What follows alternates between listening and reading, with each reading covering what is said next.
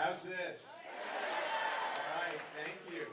So my name is Matt Beck. I'm a state representative from South Portland. I'm also a retired union organizer with the IBEW. So back in April, I got a call from a college buddy of mine who's a clam digger down east, and he said, hey, coming down to Portland with a couple of friends, you want to get together for lunch? I'm like, yeah, that sounds good. So Joe came down, the clam digger. His friend Daniel, who's in the building trades, came down, and there was this oyster farmer named Graham. So after Joe and I caught up on college friends, we had a great discussion about what's going on in the legislature, but even more than that, we really dug deep into the struggles of working class people, poor people in Maine, and how unions can lift people up, how workers can organize into unions, improve their lives, and make our communities better places for all of us. So it was terrific, great conversation. We, said our farewells, and I thought, wow, that guy was pretty cool. I'll probably never hear from him again. So I am so glad I was wrong about that. And so glad that since that day, I've learned that oyster farmer supports the things that all of us in this room, I think, support. The rights of workers to organize.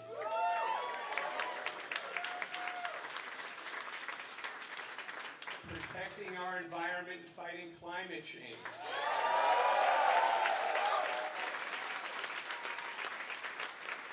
Protecting our LGBTQ friends.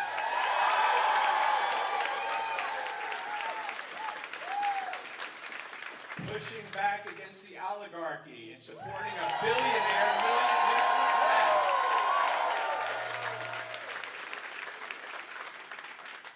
Supporting tribal sovereignty. And ending the attacks on our public schools and our public school teachers.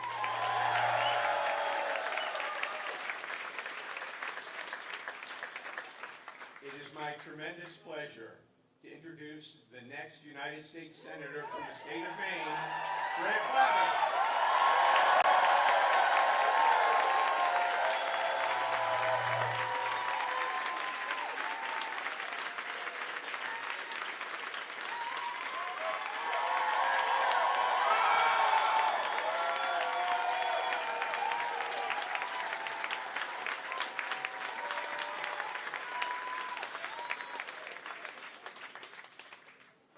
Thank you all very, very much for being here.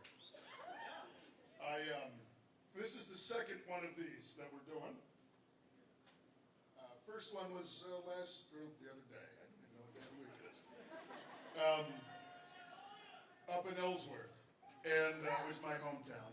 And we had somewhere between 600 and 800 people in Ellsworth, which is really quite amazing.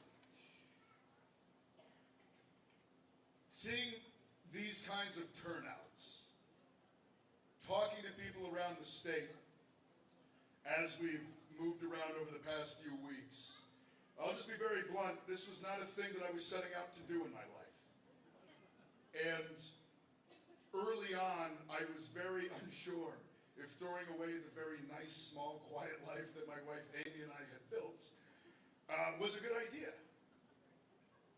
As I've interacted with folks, as you all turn out like this, I am 100% certain in the project that we are on the path.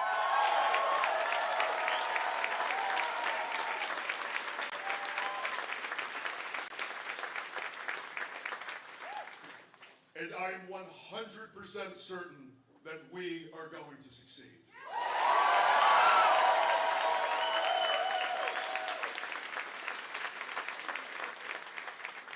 I really want to thank Bunker Brewing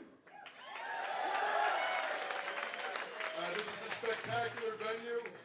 I know it's big. We were like, oh, it's going to be really big. It'll be fine. We can fit everybody inside. I'm sorry for those out in the rain. We were wrong. But it's Maine, and everybody's got a raincoat. So it all works out. I really appreciate it. Those of you braving the weather out there, you're the real heroes of the movement.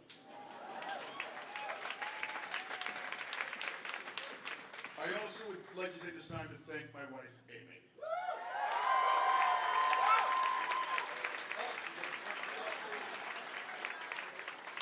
I saw her over there, and now she's here. I literally can't do this without her. She is a partner in this mission, an equal partner, and yeah.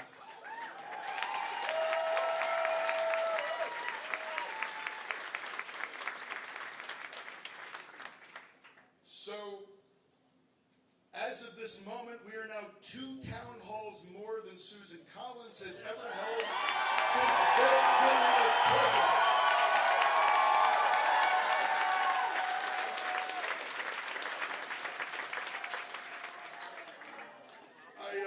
It's in my speech, and so I'm going to say it, but it feels weird saying it now. I truly am not a politician. I don't view myself as that. My background is in community organizing. It is not. Those of you who have engaged in that kind of work understand that that is where power is built. And I very much see my role in this as just an extension of my organizing. We need to build power, and this is how we do it.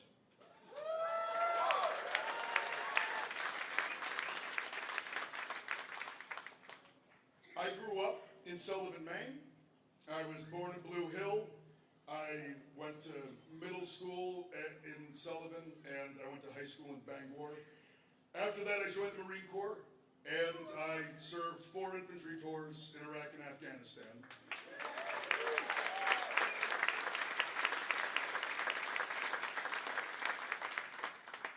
After a brief stint working for the State Department, I moved back to Maine, and I got a house a few houses down from the one I grew up in, and I became an oyster farmer. And I've been doing that ever since, and quite frankly, I thought that and harbor master was going to be the extent of pretty much all of my activity. So this is all immensely surreal for me. Growing up in eastern Maine, piecing it together has always been part of life here in Maine. Working multiple jobs, seasonal jobs, this is not a new thing for us. My mother introduced my brother and I to this kind of life early, probably earlier than was legal. Blueberry picking in the summertime, making reeds in the wintertime. Her side of the family's been here in Maine since the early 1800s, and when you look back at the work that these people have done, it's been a very hard-scrabble existence for a long time. And it's very much part of our culture.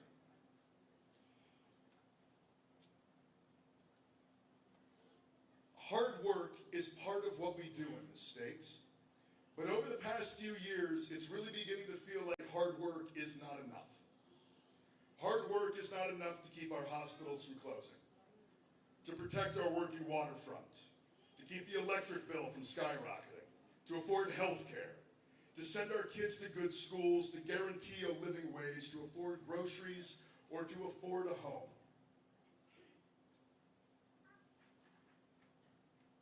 People my age and younger are being driven out of the state by an affordability crisis. I bought my house in 2017, and that was lucky. Had I waited 2 years, I could never have afforded the home I live in now. And those of us who've been lucky, who've been able to build good lives, even for us, the American dream has become unaffordable. I'm seeing it in my own life. My wife Amy and I are trying to start a family, and we're coming face to face with the brutal economic realities of parenting today. And it should not be this hard.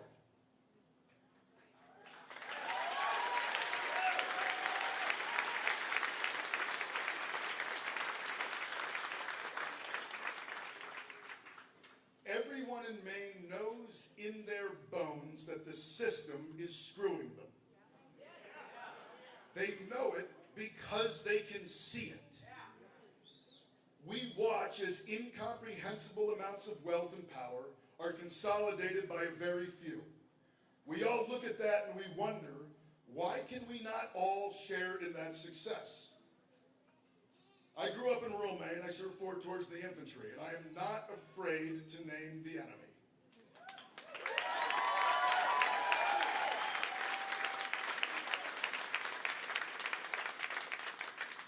And the enemy is the oligarchy. It is corporate interests and the billionaires who want to hoard wealth and the DC elites and establishment politicians who serve them.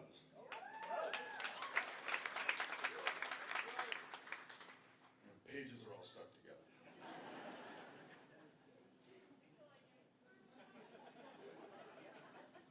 The system that we live in is not broken.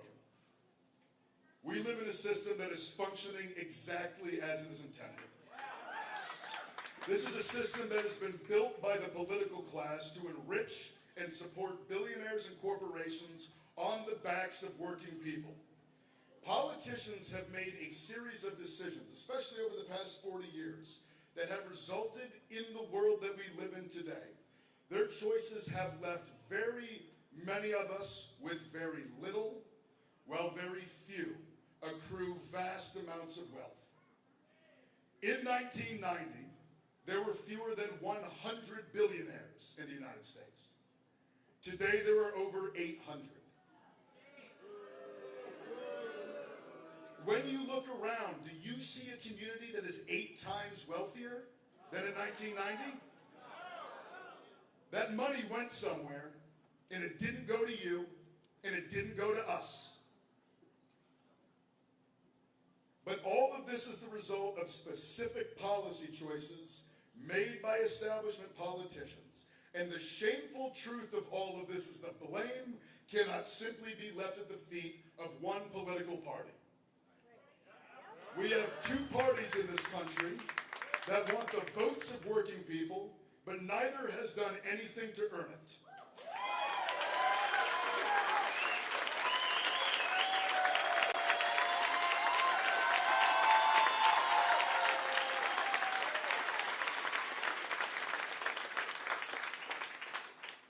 I do not believe that loyalty goes up. Loyalty goes down.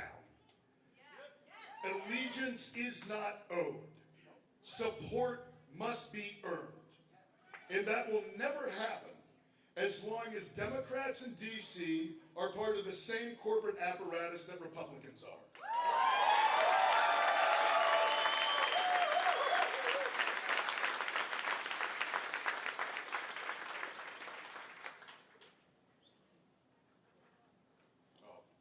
Now for the easy part.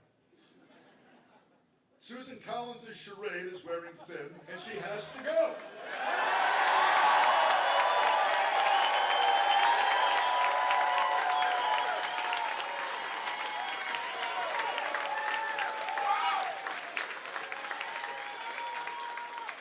I've learned which of these lines works best. No one cares that you pretend to be remorseful as you sell out to lobbyists, corporations, and a president who are engineering the greatest redistribution of wealth from the working class to the ruling class in this country's history.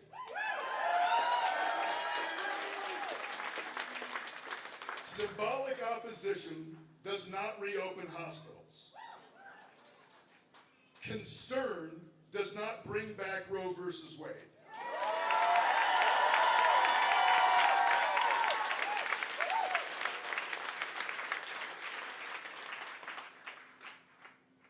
Selling out the working people of Maine and enabling the destruction of our way of life just for the profits of corporate interests is disqualifying for the role of United States Senator.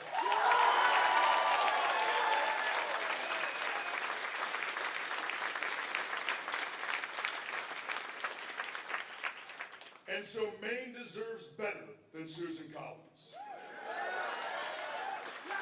But Maine also deserves an alternative that is not going to be mistaken for being beholden to the exact same status quo.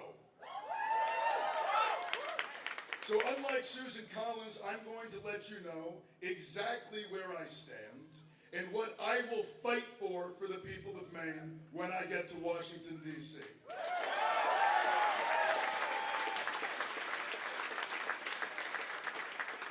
I will fight not just to protect Social Security, but to expand it. To lower the price of childcare, groceries, and medications, and I will take on corporate greed and price gouging that drive up the prices of everything working people need.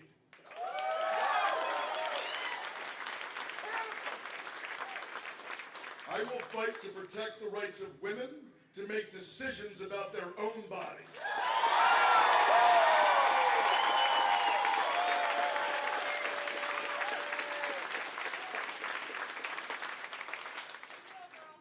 I will fight to fully fund our schools and our hospitals because that's where taxpayer dollars should go, not destroying them in Gaza.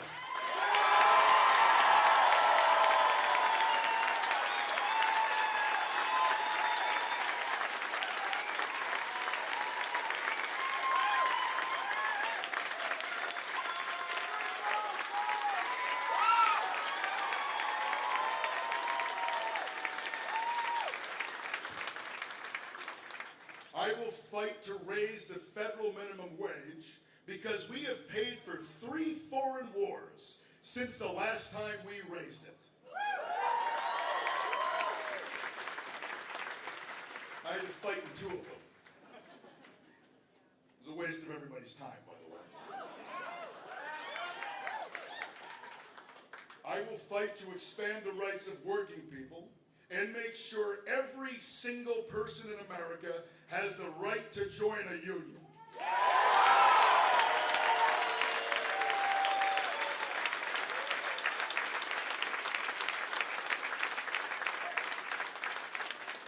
And I will stand in the way of Republican attacks on our democracy and ensure that every single American has the right to cast a ballot.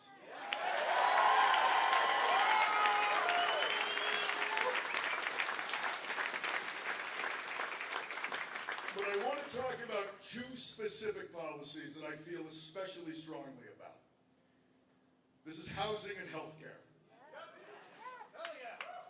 No one my age and younger in this state can afford to buy a house. Who here is under the age of 45? Who here thinks home ownership is in the near future? Well, that answers that. I was able to buy the house I grew up in because I get support from the VA. That kind of support should be available to all Americans.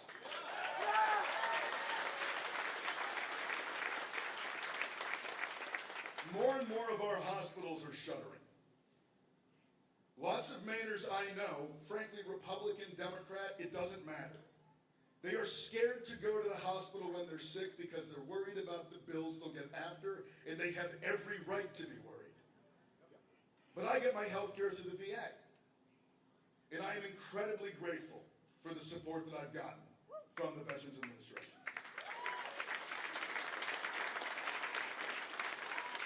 It fundamentally changed my life. It allowed me to move back to my hometown, and it's why I could start a small farm and turn it into a small successful business. And I got all of that. I was allowed to do all of that because of the support I get as a disabled veteran from the VA. My story is one of what is possible when government gives people a little bit of foundational help when they need it.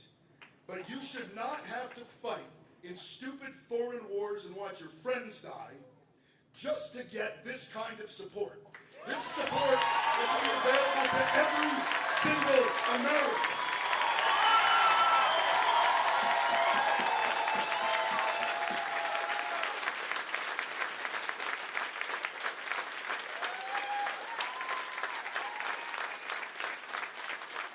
In many ways, this is why I am running. Because I believe in a better country and a better system. And I believe that we all deserve far more than the crumbs we are currently getting. I also believe that a politics that is willing to sell anyone out is a politics that will eventually sell everyone out. This is why we must stand in the way of those attacking the right of women to make choices about their bodies, and we must stand in the way of the rights of the LGBTQ community to have the same liberties and protections as everyone else.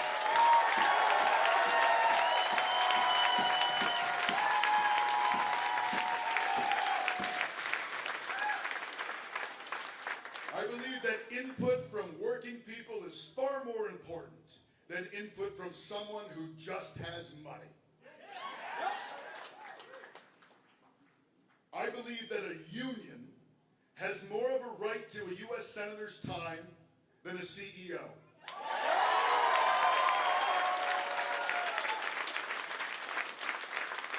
I believe that someone that works 2 jobs just to keep a roof over their head deserves more time with their senator than private equity.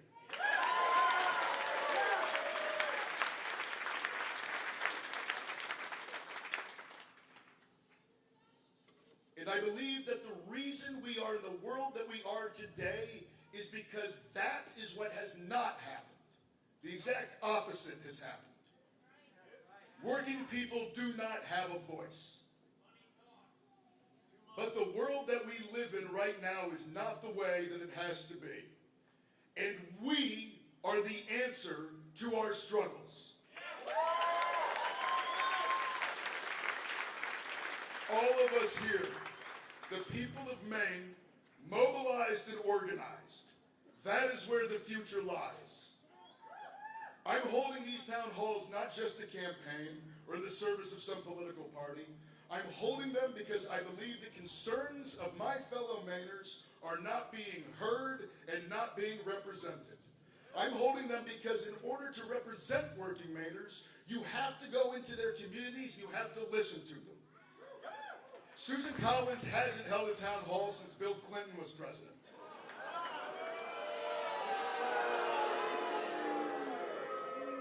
As a Mainer who works hard, I don't have the option of buying a plate at a fancy fundraiser or taking a day off of work to go sit in an office not in my part of the state.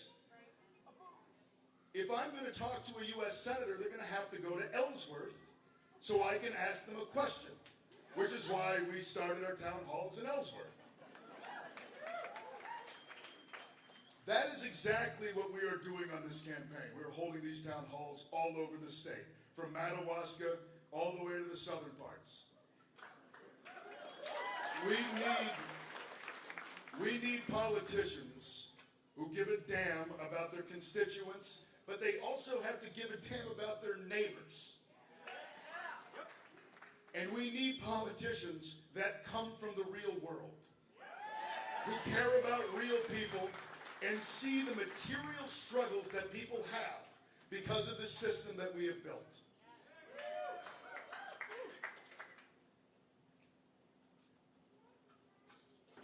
I am also doing this because this is how we get the message out.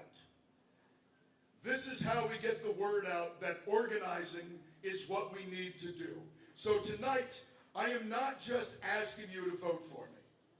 And I am not just going to ask you to donate money to me. I am asking you to show up. I am asking you to come out, to go to events, to volunteer, to knock on doors, to do the uncomfortable part, to do the real hard work, which is to connect with your neighbors. And as we do that, together we are going to write a new chapter in American history that leads us away from where we are now. And down the road, when we have beaten back fascism,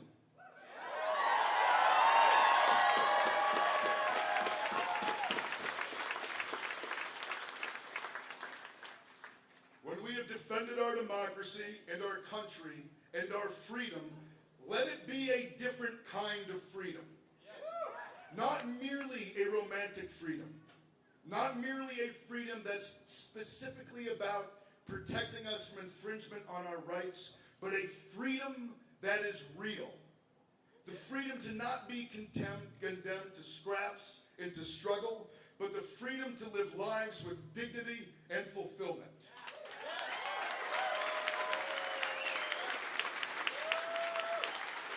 The freedom to not be ripped off by a for-profit healthcare system. The freedom to have a roof over our heads that we own. The freedom to have time to build, to create, to love, to live lives not just of survival, but of fulfillment and joy.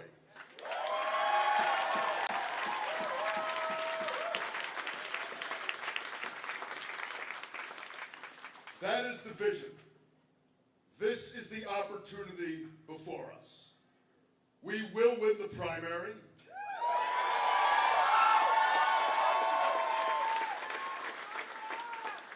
We will win the general.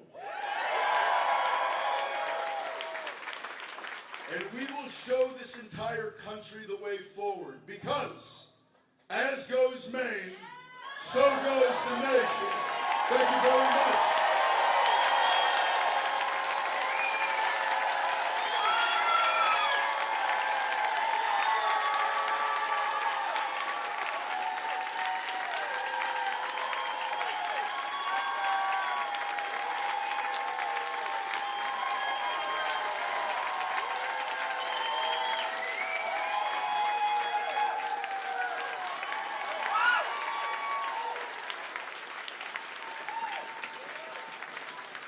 I'm going to invite back up Genevieve, who is going to do the Q&A portion. All right, thank you, everyone. So, when you came in, you should have got a note card. If we ran out of note cards, please send us an email. We want to know your questions. We want to know the things you care about, and we want to be able to provide those answers. So for tonight, I'm going to go through the questions that we can in the time that we have. If it is your question, feel free to stand up, holler, and cheer. If we don't get to your question, my apologies. And please follow up with us, because we want to know your concerns and we want to provide those answers. So the first question we have tonight: it has gotten so expensive to start a family. How would you bring down childcare costs? And this is from Megan in Portland.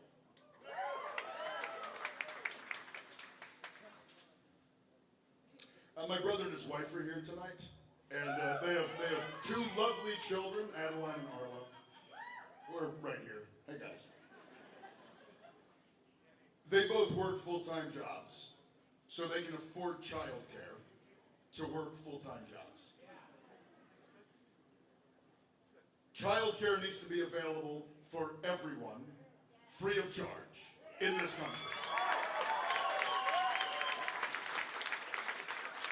It needs to be part of the public education system, and in rural areas where that can't work, we need to have an effective voucher system to make sure that people that provide child care are being paid the wages they deserve for the work that they are doing.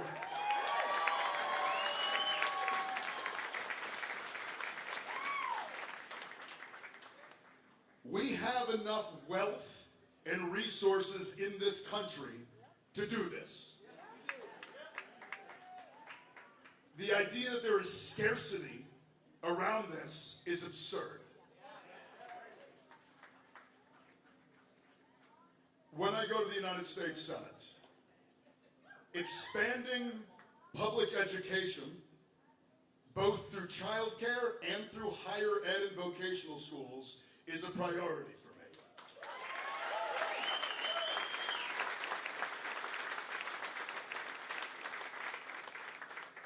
And so that is how.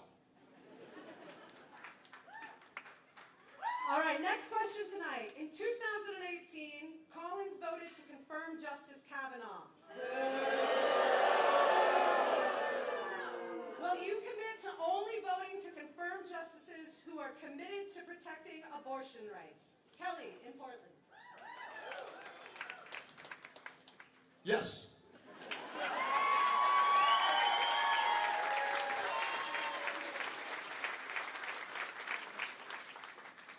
Furthermore, I do think that the vote of a United States Senator in confirmations is a structural lever of power that needs to be utilized significantly more muscularly.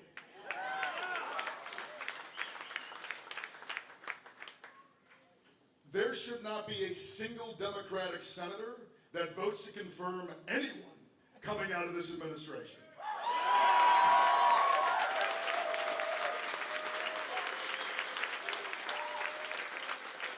This one doesn't have a name on it, but do you believe that climate change is real?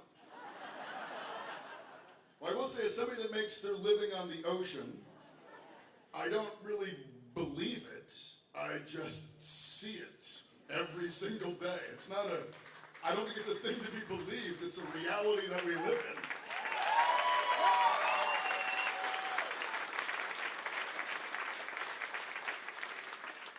What will you do to bring down the cost of prescription medications? James in Portland. The VA and Medicare both get significantly lower costs for prescription drugs because they allow those programs to negotiate as large economies of scale for prices. They simply say, we won't pay that, and if we don't buy it, you lose out on a lot of sales. If you look around the world, that's what everybody else does too. And so, we don't need to go reinventing any wheels on this. We already have programs that get good outcomes. We just need to expand those programs so every single prescription drug that is sold in this country falls under it.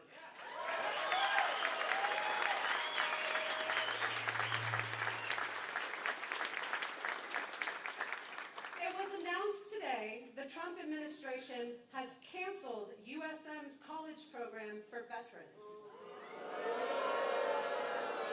What are your thoughts on that? Silas from Portland. Where are you, Silas? Wonderful question. I went to school on the GI Bill. Yeah. My thoughts are, I'm not surprised, I'm just disgusted. This is one of these moments, I mean, Republicans love trotting out vets in the military and then just love selling them out at the drop of a hat.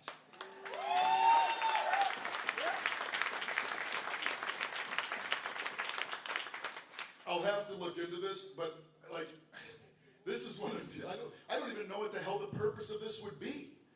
Why would you stop funding a veterans program at a state school? Anyways, I hate these people.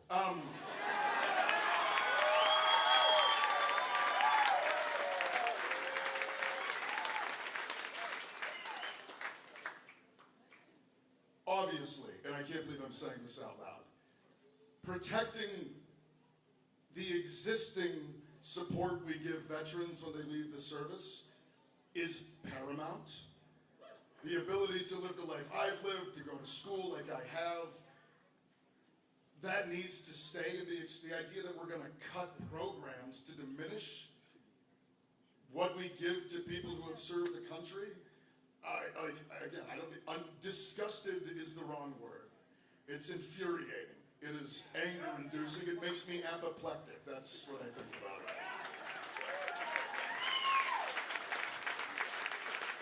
This is another one with no name, so if it's your question, please feel free to shout out, stand up, and let us know. Good evening, Graham. What is your stance on Citizens United? More importantly, will you push to end it? Money in our politics is the root of all of our problems.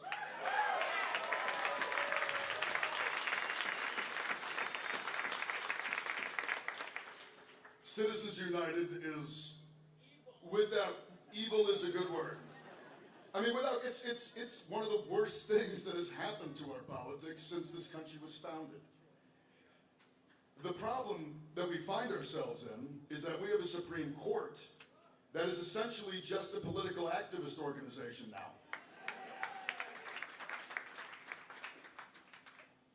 The structural fixes we need to end things like Citizens United are not always going to be the things that are going to seem obvious.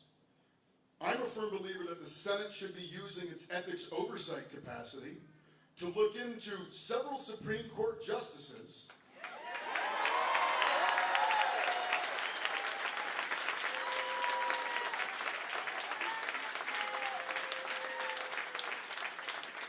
because we as Democrats need to be utilizing the power that we have. That is one of those mechanisms. I wish I had an easy answer on this. The problem is even if I go to D.C. and get legislation passed, the Supreme Court can turn around and say it's unconstitutional. So until we change the makeup of the court, until we turn the court back into a constitutional body and not a political body,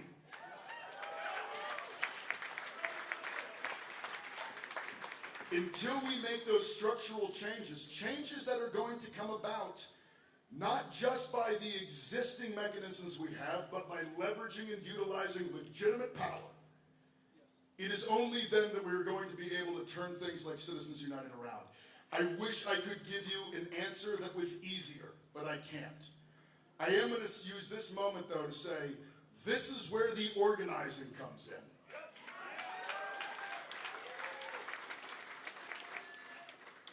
If we can't do it in the Senate, we're going to need your help to get in the streets.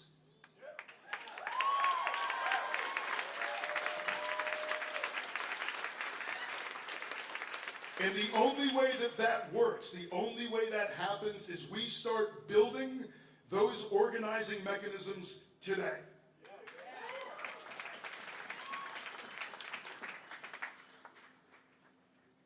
That is the only real power we as working people have at its core. And we need to be rebuilding that power.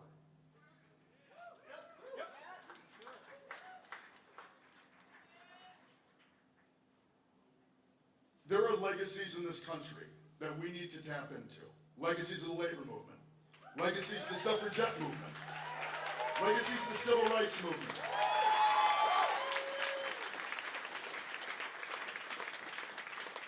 The legacies of the disability rights movement.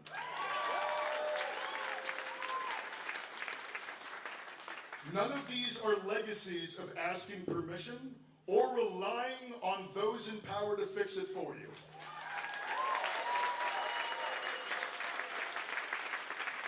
And so to end Citizens United, to get money out of politics in this country, we need to do what our ancestors did. And we need to organize, and we need to fight. And we need to fight for things that we need in this country, like a politics that is not beholden to corporate interests of the ultra-wealthy. We are not merely going to get that by asking senators and congressmen to fix it. I will fight for it tooth and nail, but we're going to need your help.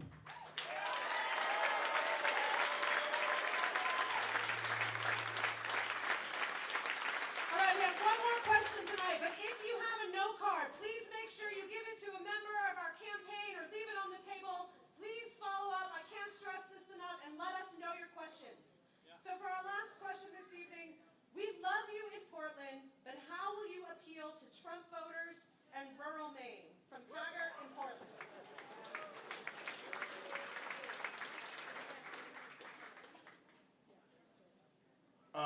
It's where I live. Many of my good friends are Trump supporters.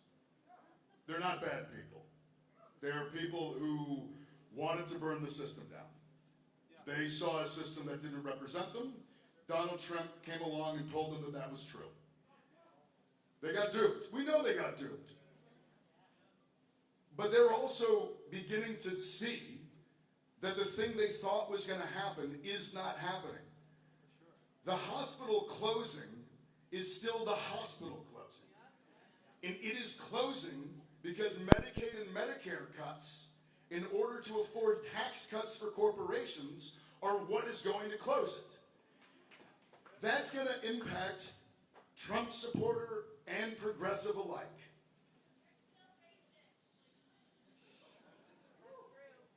The way that we build a working class movement in this state is to recognize that working people have far more in common with each other than anybody else.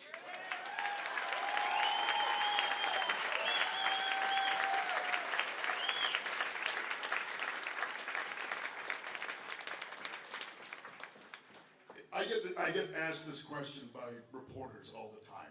How are you going to do it? How do you talk to Trump supporters? I was like, dude, I live in Sullivan. I do it every single day.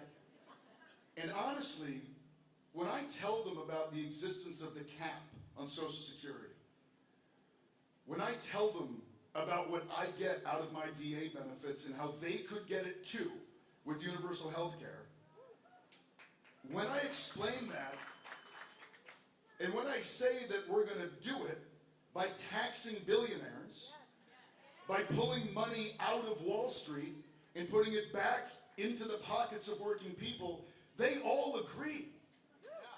Honestly, many of these folks in rural Maine are angry about the exact same things you're angry about.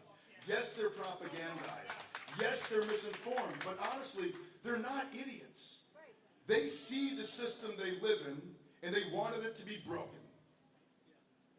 The system is not being broken by Donald Trump. The system is being protected.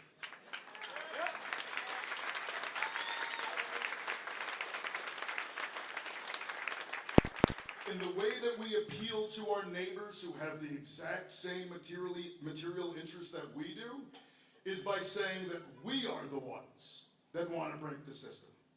We are the ones that want to rebuild this in a way that's going to support working people in this country, not a way for the ultra-wealthy to just get richer.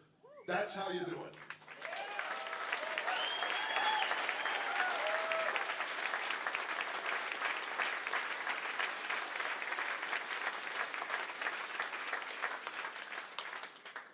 Before I close, I really just want to thank all of you for coming out, especially those of you out in the rain.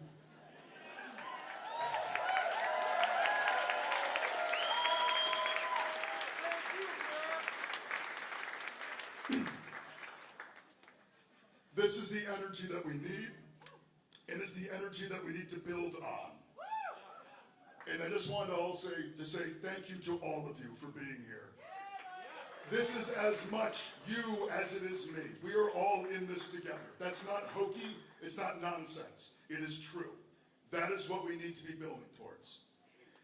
Before we finish up, I'm going to invite up Spencer, my organizing director, and he's got some information for everybody. Thank you all very much. Power is for the people. Thank you.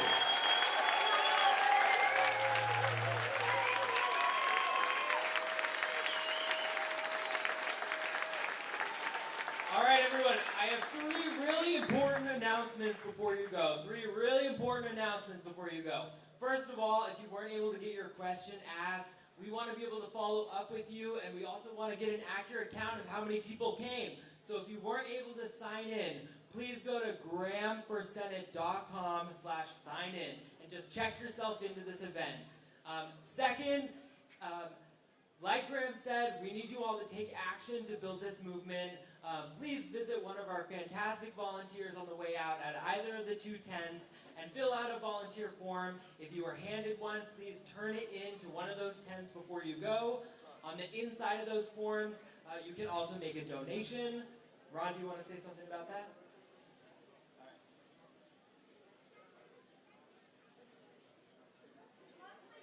Graham would like to add on to that. I'm so sorry I put down part of my speech and forgot to give it.